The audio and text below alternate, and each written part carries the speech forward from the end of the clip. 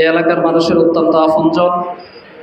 মরহুম ওলিউদ্দিন আহমেদের অষ্টম মৃত্যুবার্ষিকী উপলক্ষে আজকের দোয়া অনুষ্ঠানের সম্মানিত সভাপতি, সম্মানিত সঞ্চালক, উপস্থিত সম্মানিত মেহমানবৃন্দ, সকলের নাম অ্যাড্রেস করলে অনেক সময় যাবে।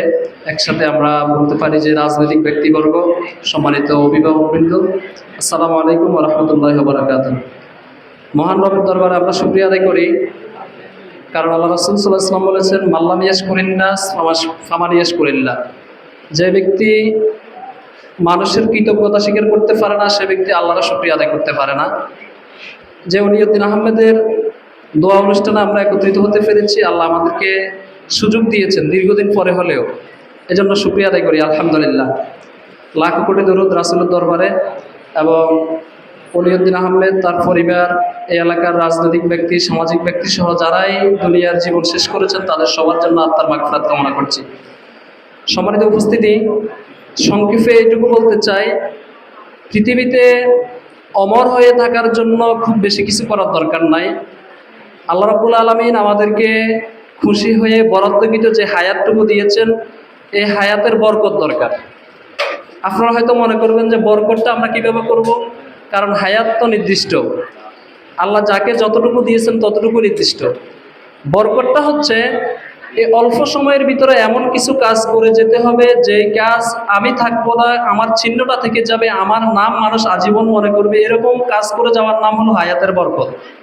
আজকে যদি ওলিউদ্দিন আহমেদ সাহেব এই জায়গাটা দান করেছেন, আমি আপনাদেরকে একটু স্মরণ করে দিতে চাই, মনে করিয়ে দিতে চাই, আমাদের জেলা শহর মাইজদি, সেখান থেকে শুরু করে দক্ষিণের চেয়ারম্যান ঘাট পর্যন্ত প্রায় 40 কিলোমিটার যে হাইওয়ে রোড আছে, এই হাইওয়ে রাস্তা দিয়ে যখন আপনারা যাবেন, একদম হাইওয়ে রাস্তার পাশে প্রপারলি এরকম নামি দামি জায়গায় একটা কলেজও নাই, কিন্তু সদর উপজেলা, সুবর্ণচর উপজেলা, হাতিয়ার এই অংশ মিলিয়ে অনেকগুলো শিক্ষা প্রতিষ্ঠান আছে।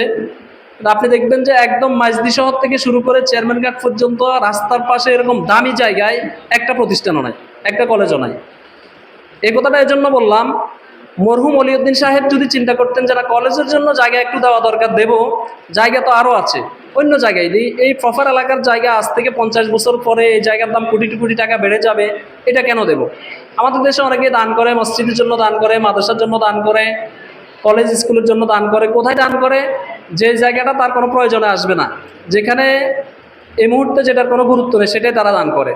মরহুম ওলিউদ্দিন সাহেব এমন একটা জায়গা দান করেছেন যেটা তৎকালীন সময়েও দামি ছিল, আজকে 33 বছর পরে এসে এটার দাম আরও কোটি গুণ বেড়ে গিয়েছে। এই জায়গাটাই তিনি দান করেছেন। সেই জায়গায় বসে আমরা, আমাদের ভাই বোনেরা, আমাদের সন্তানেরা, আমাদের প্রজন্মের পর প্রজন্ম পড়াশোনা করছে। আমি আজকে শুধু এইটুকু রিকোয়েস্ট করব, আমরা যারা আছি আজকে এখানে ওলিউদ্দিন সাহেবের গুণকীর্তন করতেছি, ওনার ভালো কাজগুলো আমরা স্মরণ করে ওনার জন্য দোয়া করতেছি।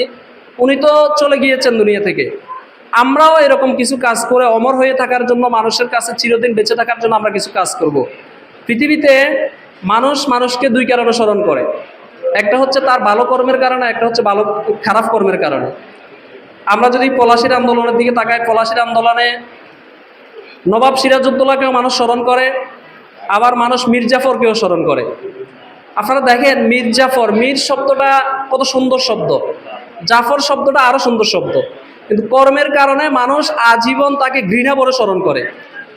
আর সিরাজউদ্দৌলা পরাজিত হয়েছেন, পরাজিত হওয়ার পরেও আজ পর্যন্ত মানুষ তাকে স্মরণ করে তার ভালো কর্মের কারণে। কি বলেন, করে না? আমরা এই পৃথিবীতে থাকবো না, আমাদের কর্ম থেকে যাবে। এজন্য আমরা ভালো কর্ম করলে মানুষ আমাদের নাম নেওয়ার সময় বলবে যে অমুক ভাই ভালো ছিলেন, ভালো কাজ করেছেন, আল্লাহ তাআলা তার কবরে নাজাতের ব্যবস্থা করে দিক। আবার আমি যেই কর্ম করে যাব, কর্ম করার পরে আমি চলে যাওয়ার পরে আমার কর্মের কথাই মানুষ স্মরণ করে বলবে যে এই বেটা দুনিয়াতে থাকা অবস্থায় মানুষের এত কষ্ট দিছে, মানুষকে, মানুষের ইজ্জত আব্রু তার কাছে কোনো নিরাপত্তা ছিল না, মরছে ভালো হয়েছে, কবরেও সে তার শাস্তি পাক।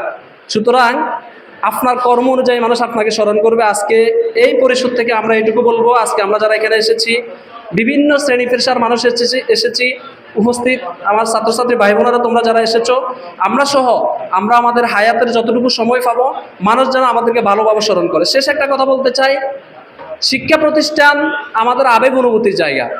এখানে রাজনৈতিক ব্যক্তিরা আসবেন, সামাজিক ব্যক্তিবর্গ আসবেন, এলাকার প্রভাবশালীরা আসবেন, সবার সহযোগিতা লাগবে, সবার পরামর্শ লাগবে। তবে শিক্ষাঙ্গনকে রাজনীতি মুক্ত রাখতে পারলেই ভালো। সবাই আসবেন, এখানে পরামর্শ দিবেন, কথা বলবেন, সুচিন্তিত মতামত দিবেন।